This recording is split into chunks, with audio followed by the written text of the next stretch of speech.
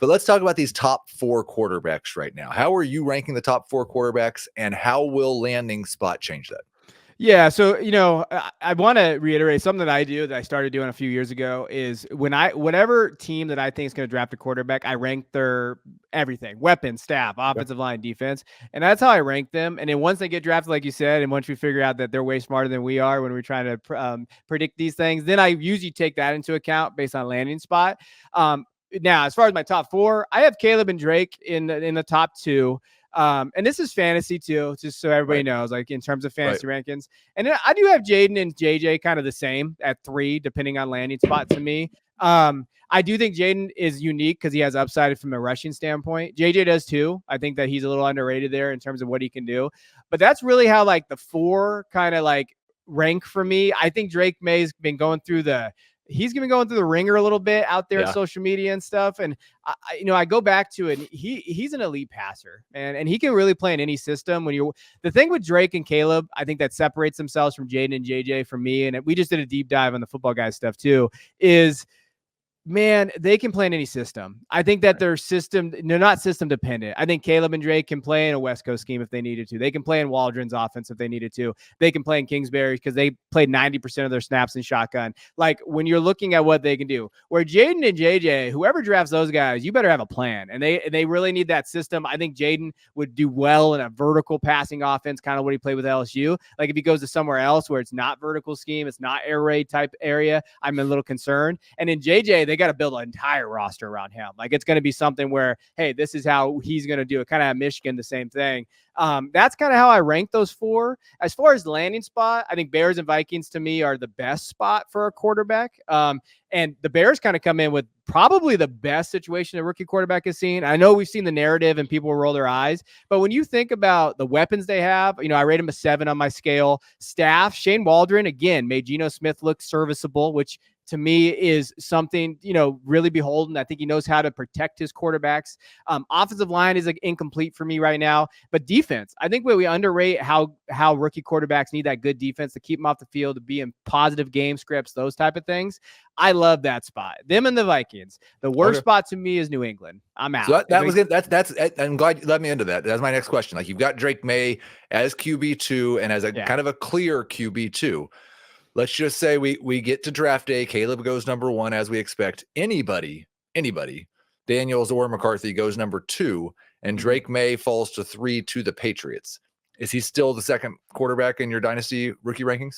I've already said it. I'm avoiding any quarterback that goes to New England. Okay. So if he was to go there, right, good for him. I hope you overcome the adversity that you got there. But that's one of those ones where it's like, you take the risk. I don't want the risk. I didn't draft any Kenny Pickett for that same reason, because I didn't like him as a player, but also like I was concerned about the spot. Then you look at New England, like I labeled him 1 for weapons. I don't see like, offensive line really bad. I love DeMario Douglas. Okay. I like DeMario Douglas too. I do. I like DeMario, but like staff 1, Alex Van Pelt was not good with the Browns. That is not a staff that I want developing a quarterback there. And so to me, if anybody goes to New England, I'm just going to avoid them. I just think that it's kind of like, it's too risky for me where I can take some upside with Jayden and JJ or go get Malik Nabers in that same spot in the rookie draft. Yeah. I mean, I could not like, I don't want to draft the quarterback who goes to New England. Now we talk about landing spot for quarterback. I don't think that probably matters as much as landing spot for running back, especially with this class. There seems to be a pretty clear top 5 or 6 running backs that people are ready to get excited about when they find out who gets drafted in round 2. I guess I'll ask you to try to avoid that cop out. Are there any running backs in this class that you love before we know their landing spot? Yeah, I mean, I don't mind throwing some out there. In terms of, I did the running backs for the guide, and I got a little. Some people got mad at my running back one, but mine was Jalen Wright pre-NFL Combine. I was a big fan of Jalen Wright from Tennessee, and I'm sticking to that. He had a 9.81 relative athletic score, ran a 4.38. Has that explosiveness. I think he can be in multiple schemes. I love his one cut ability. And when you're looking at, skill base, what he has big playability and upside. And I think if you're looking at running backs, pre-landing spot, that's what you want to see. Can he get on the field early? And he can. I think that he doesn't have a ton of like red flags to me in his profile. If he gets the draft capital, I'm all aboard Jalen Wright. Like I think, and again, I also want to mention to the people watching, I've shifted my viewpoint on draft capital with running backs.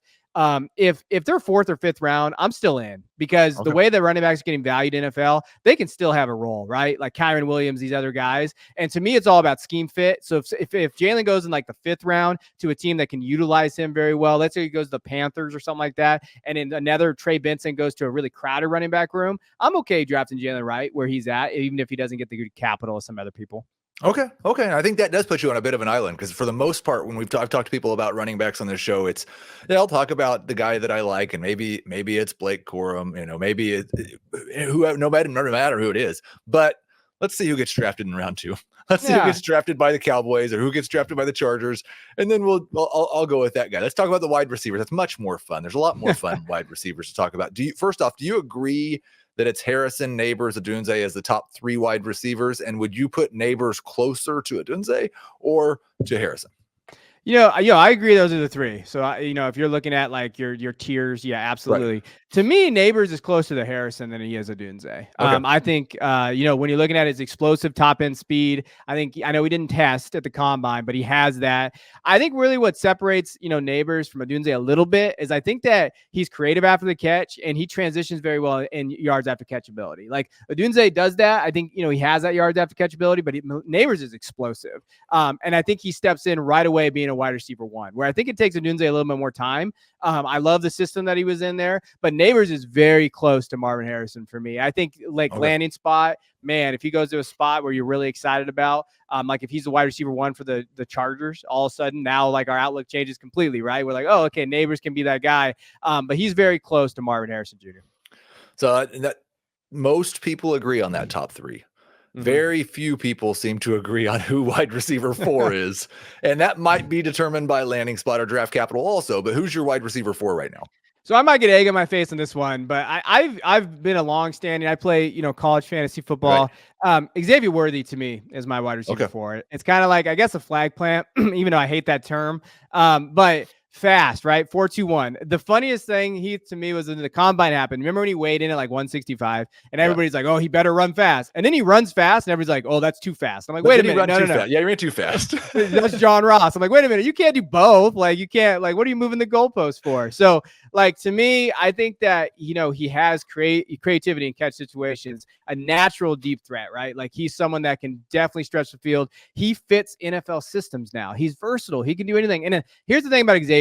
Most people are just going to put him in a slot because he's 5'11", 165. No, he can play outside. He has the ability to play outside. He played with a quarterback that wasn't very good in college in Quinn Ewers. He couldn't get him the ball at times, but I think he's actually versatile in scheme. Like, I don't think he's just a slot guy. He can be, but I think he can play on the outside, which increases his kind of value to me at that wide receiver 4 mark.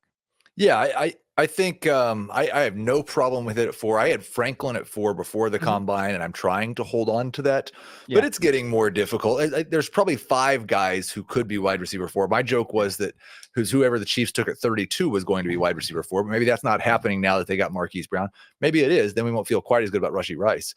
Let's talk about the tight ends, though. I've got a bad relationship with tight ends in rookie drafts. It worked out really well with Sam Laporta last year, but for the most part, I don't love first-round tight ends in either the NFL draft or my rookie drafts. Kyle Pitts, maybe that's just some aftertaste effect from him. But how do you feel about Brock Bowers as a round 1 pick in the NFL draft and then rookie drafts? Yeah, I mean, as far as NFL, I think that, with the emergence of Laporta and these guys, I think Brock will have a role. I think that, he's going to slip a little bit in teams just based on what teams need at the top.